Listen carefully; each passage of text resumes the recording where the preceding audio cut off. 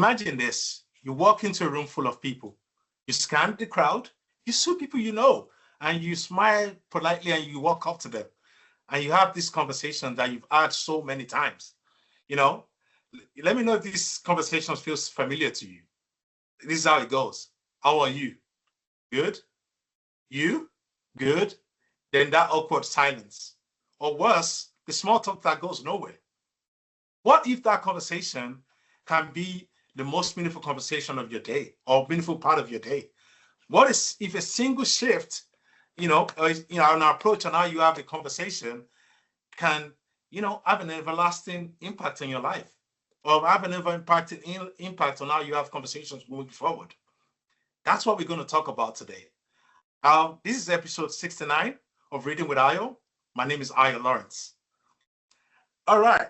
So there's this book that I came across. My friend actually shared it with me. It's called The Sixth Conversation. And this is written by Heather Holleman. And this book, it's a book around the pathways to connecting an age of isolation and incivility. And I did a little bit around isolation, and I saw that a data that amazed me, right? It says one out of five people actually are lonely every day. Out of three people are lonely, daily, regularly, and every time they're lonely. And that's because we don't have great conversations. And this is what Ed talked about. And he talked about another word, incivility. And I didn't know what that word meant, and I had to go look it up. So, I've never heard about it before. So I went to look it up, and I heard that, what does it mean? It means in a world that there's a lot of rudeness, a lot of disrespect, where we disrespect each other based on stupid things, based on things that we feel like I'm right, you're right, and we disrespect each other. We're rude to each other. And in a world like this, doesn't allow for us to have a great conversation. The book started with something that I really like. It quotes from a lady called Margaret Whitley, and the conversation goes like this. The quote goes like this: "You can't hate someone whose story you know." I'm going to say this again. You can't hate someone whose story you know. And that's because we don't really share our stories with each other. And Edda said, the reason why we don't have great conversations is because we don't share each other's stories. And she put in the 4 mindsets that for us to have a great conversation. And this, I'm going to do a 4-part series on this. And the 4-part series is going to be based on those mindsets. The first mindset is called curiosity. The second mindset is believing the best. The third mindset is called expressing concern. And the fourth mindset is sharing your life. Curiosity means approach every person as a learner. You're learning something new about that person. The second mindset, which says believing in the best, is assume the kindest possible interpretation of that person. Assume positive intent. Number 3, expressing concern. Let people know you actually care, how you care about them. Because we don't really actually show how we care about people. Sharing your life, open the door and letting people in. Because if you share your life, people will let you in as well. But first, we're going to talk about curiosity. And I'm going to start off with an episode that I watched in Ted Lasso. Ted Lasso is one of I think maybe 4th or 5th best episodes I've ever watched, series I've watched. And this is actually the stuff that I saw that actually took me to Ted Lasso. And this was a scene in Ted Lasso whereby Rupert and Rebecca and Ted and Rupert's girlfriend were in a pub, and in a pub, which is like where you talk here, whereby you go to a bar, and they were having these conversations around that. And Rupert will start being rude and everything. And Ted was like, okay, since you want to play darts, I'm going to challenge you. I'm going to have a bet with you. And Rupert, just assumed that Ted did not know how to play darts. And he just wanted to wanted to show off. He brought off his nice darts and he wanted to just show off and win. And thought he was going to have a good win. But the thing about it is, he wasn't curious enough. So it started off, he had a good mark. Then Ted said something. He said, people have underestimated me over all my life.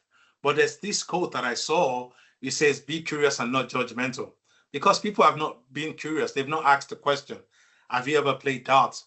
You know, have you ever, played darts?" Which I would tell them, I used to play darts with my dad every year from one age to the other.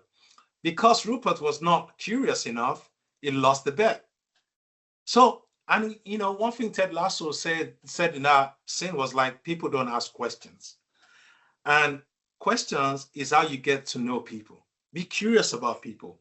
And in this book, Heather talked about one of our friends that they were two different people. She was a cat lover. The friend was a dog lover. She was into social sciences. The friend was into, natural sciences, physical sciences.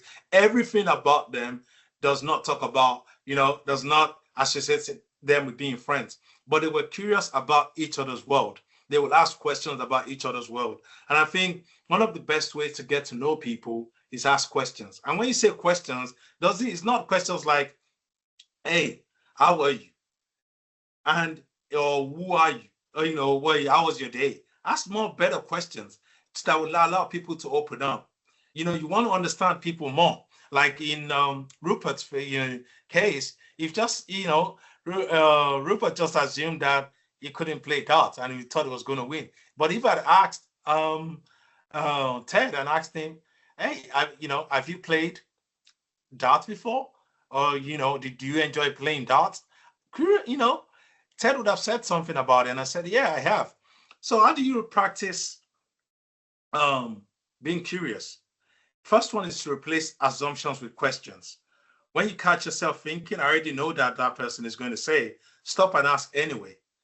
All right, ask questions. Ask questions about people. There's one of my friends, me and him were talking about what he was doing. If I could have just asked him, "Hey, what do you do?" And I just asked him, "Hey, how do you make money?" And if you see the way this guy talked to me about it, it's a different way. Because I see him make money and he's doing business. I was like, "How do you make money?" And he just went out. If I could have just asked him what he does, he would have just told me what he does. But he actually told me how he makes money. That's a different way to ask questions. Ask about journeys, not labels, right? Instead of "What do you do?" How do you end up doing what you do? How do you end up doing what you do is a different way at asking the question, right? Is asking, "Hey, you can ask somebody, what did you eat last night?" No, ask them a journey around, "Hey, how did you get to decide what you ate last night?" It's a different way. And also the other thing is listen for surprises, right? I always do this. Something I really like to do is when somebody says something that's interesting, I will actually ask question about that interesting thing. And that's what she said in the book is ask, if somebody tells you something that, surprises you, dig in a little bit. Don't just assume like, "Oh, they've said it," and you move on. Take, have genuine curiosity around what they say and listen. Then ask the next question. One question is small talk. The question is same direction is curiosity. If somebody asks you, "Oh, if you talked about this, what sport do you play?" or "What sport do you enjoy watching?" And somebody says, "Oh, I enjoy watching soccer like me." You can ask them, "Hey, what team do you support?" Or when did your team, win their last championship? Or what does watching your team make you feel? Like for me, when I watch my favorite team, Arsenal, which is here, we just won a championship.